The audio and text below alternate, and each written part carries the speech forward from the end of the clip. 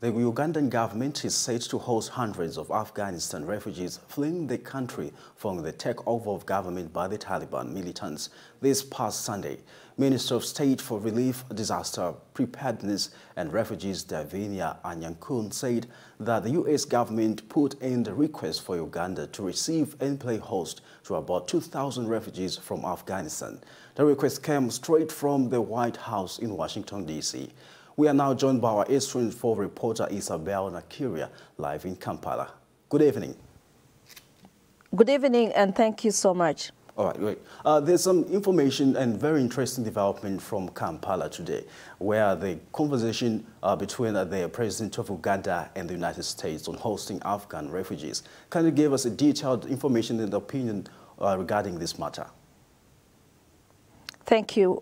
We can confirm that there was a conversation between the U.S. government and the Ugandan government. We still do not know whether the telephone calls were between the Mr. Biden or with President Museveni, but we do know that 2,000 refugees will be coming into Uganda. They'll be coming in 500 batches, and the first arrival will likely land today.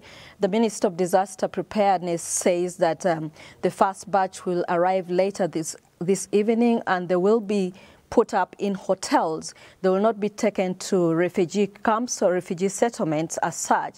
And we also understand that these are not ordinary refugees. These are diplomats, international citizens who are working in Afghanistan, and some Afghan government officials, the deposed government officials, will be coming in and will be put up in hotels. We also know that some of them, all of them, will undergo COVID tests before particulars of them will be taken to decide where they will be staying. Now, Isabel, looking at the number of refugees, it's about 2,000 refugees. Hosting refugees is a very expensive venture. Is the U.S. footing the bill? We've been told that the U.S. government will fund their stay in Uganda. It's going to be a temporary stay of about 3 months, we are told. But we also know that Uganda is not new to refugees. Uganda is the largest hosting refugee country in Africa and third globally. So refugees have lived in Uganda for years. Uganda hosts about 1.4 million refugees, mostly from African countries, South Sudan, the DRC, Burundi, and Rwanda. And there are hundreds of international, refugee agencies in Uganda that help the country to, support the refugees. Aid comes in, funding comes in through these agencies, and these agencies take care of the refugees in terms of food and health. But the country, of course, maintains an open door policy to refugees or asylum seekers. And so the government provides free land for refugees here and free education and housing, so the refugees can build their own houses in these plots of land. And so with support of international agencies, aid agencies, and refugee-led organizations here, Uganda is able to, support the refugees. But of course, Uganda is very strained in terms of resources in supporting refugees. But with support of these agencies, it's able to. Now, Isabel, do you know who will be involved in the settling of refugees apart from the government? In terms of the settlement of refugees here in Uganda, the UNHCR or the UN Refugee Agency comes in first in supporting of refugees and helping the government to resettle the refugees. Refugees in Uganda are settled in refugee settlement camps in the north and the western parts of the country. But these particular refugees are not ordinary refugees, so we are not sure that they will be settled in these camps for now. For now, the government says they will stay in hotels temporarily until the U.S. government resettles them in other countries. We still do not know which other countries they will be taken in, but we think that some will be taken to the U.S. and Canada, as previously refugees here have gone to countries like Canada. So most likely they will also be taken to such countries. Now, despite carrying out all this process amidst the pandemic that has grappled the world, talking about COVID-19, is the government ready to take up this task amidst the COVID-19 pandemic?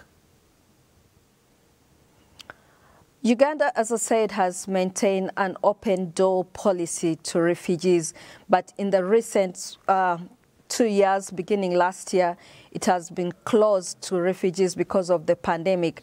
But this could be an emergency, and because of the conversations between the U.S. government and the Ugandan government, Uganda has really opened their doors and accepted these refugees. We also know that they will be tested before letting them into other places where they could be staying before they are taken out of the country. But also, you know, Uganda has also tried to make sure that refugees in the country live a friendly lifestyle with other citizens of the country, sharing resources, sharing schools, sharing other resources like health. And so, you know, it may not be such a bad idea for the country to host refugees during such a time, because the U.S. and Uganda have maintained a good relationship in the past in terms of trade, in terms of health, in terms of security. The U.S. has supported Uganda to a tune of about $970 million